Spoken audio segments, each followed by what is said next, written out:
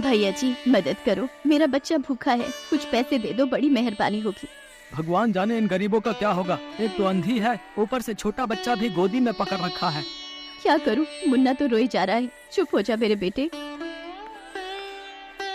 अरे संभल कर बहन, अभी रेलवे ट्रैक पर गिर जाती। रजनी, मेरी बहन इस हालत में। कौन? आवाज तो सुनी सुनी सी लगती है। अमर भैया?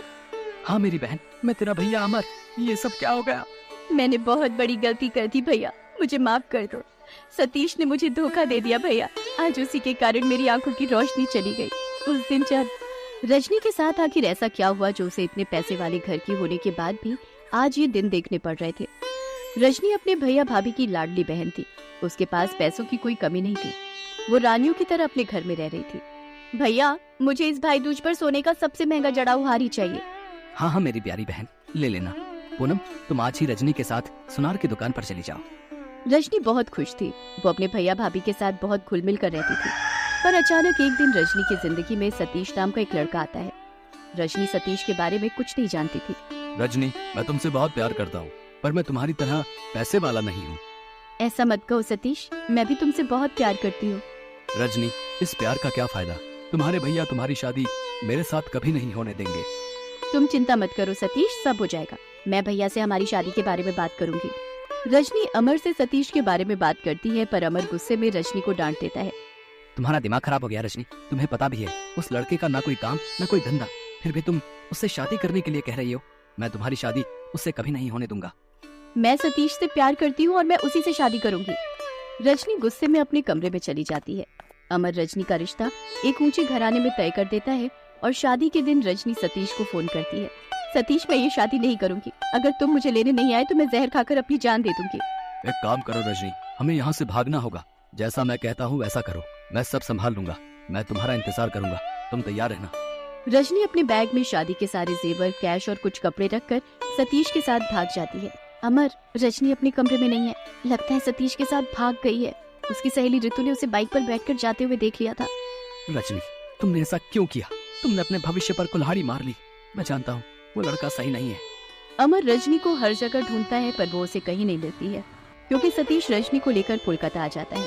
कोलकाता आकर रजनी को सतीश की सारी सच्चाई पता चलती है। शादी के बाद सतीश शराब के नशे में रजनी को खूब मारता था। तुम आज फिर शराब पी कर आए हो सतीश, और तुमने मेरे सारे जेवर बेच दिए। मेरे आगे जुबान लड़ाती है? हाँ, मैं पी कर आया हूँ, मैंने बेच दिए तेरे जेवर। और क्या कर लेगी? भैया सही कह रहे थे, तुम अच्छे इंसान नहीं हो। तुमसे शादी करना मेरी सबसे बड़ी भूल थी।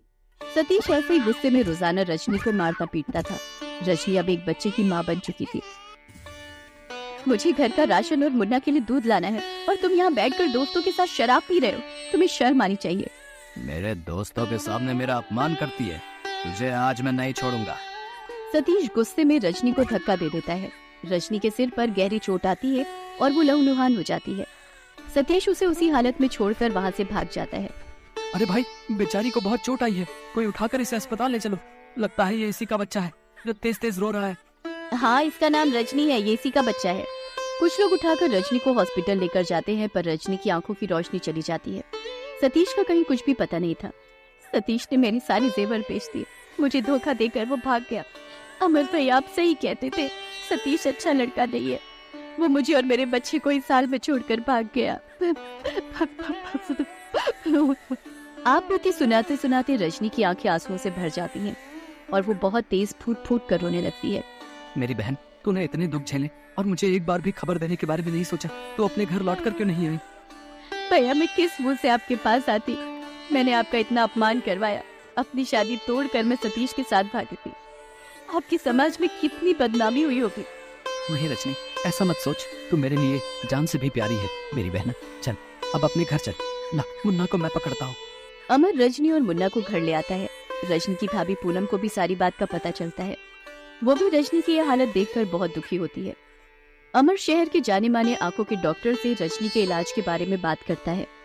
आप चिंता मत कीजिए मिस्टर अमर, आपकी बहन की आंखों की रोशनी वापस लाना मेरी जिम्मेदारी है। डॉक्टर रजनी की आंखों का ऑपरेशन करते हैं और उसकी आंखों की रोशनी लौट आती है। कुछ दिन बाद दिवाली थी। रजनी अपने भैया भाभी के साथ मिलकर दिवाली का त्योहार मनाती है और दिवाली के एक दिन बाद भाई दूज का त्योहार था।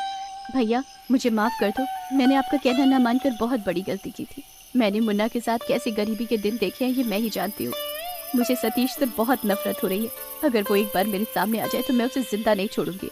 रजनी, जो हुआ उसे भूल जाओ और मुन्ना के साथ अपनी नई जिंदगी की शुरुआत करो। आओ बैठो भैया, मैं आपको भाई दूज का तिलक कर दूं। कब से मैंने और आपने मिलकर भाई दूज का त्योहार नहीं मनाया। ये देखो रजनी, तुम्हारे और मुन्ना के लिए कितने सुंदर उपहार खरीदे हैं मैंने। रजनी, तुम्हें सोने का जड़ा हार पसंद है ना? देखो, मैंने सुनार से आज भाई दूज के दिन के लिए ही बनवाया था। एक भाई का तोहफा, एक प्यारी सी बहन के लिए। रजनी अपने भाई भाभी के साथ मिलकर भाई दूज का त्योहार मनाती है। रजनी कैसी हो? मयंक तुम यहाँ? हाँ, मुझे पता चला। अमर भैया ने मुझे तुम्हारे बारे में सब बता दिया। अगर तुम चाहो तो मैं आज भी तुमसे शादी करने के लिए तैयार हूँ। मैं तो हमेशा से ही तुम्हें बहुत प्यार करता था, करता हूँ और करता रहूंगा।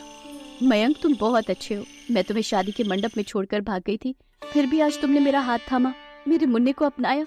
कहते कहते रजनी की आंखों में आंसू आ जाते हैं। अमर अपनी बहन की जिंदगी फिर से संवारना चाहता था, इसलिए वो कुछ समय बाद रजनी की शादी मयंक के साथ धूमधाम से करता है। रजनी अपने पति मयंक और मुन्ना के साथ खुशी खुशी जीवन बिताने लगती है। दोस्तों आज के लिए बस इतना ही। ऐसे ही कार्टून वीडियो देखने के लिए हमारे YouTube चैनल जॉन टून को सब्सक्राइब कर लीजिए और अपने दोस्तों के साथ शेयर जरूर करें। मिलते हैं अगले वीडियो में, तब तक के लिए बाय बाय।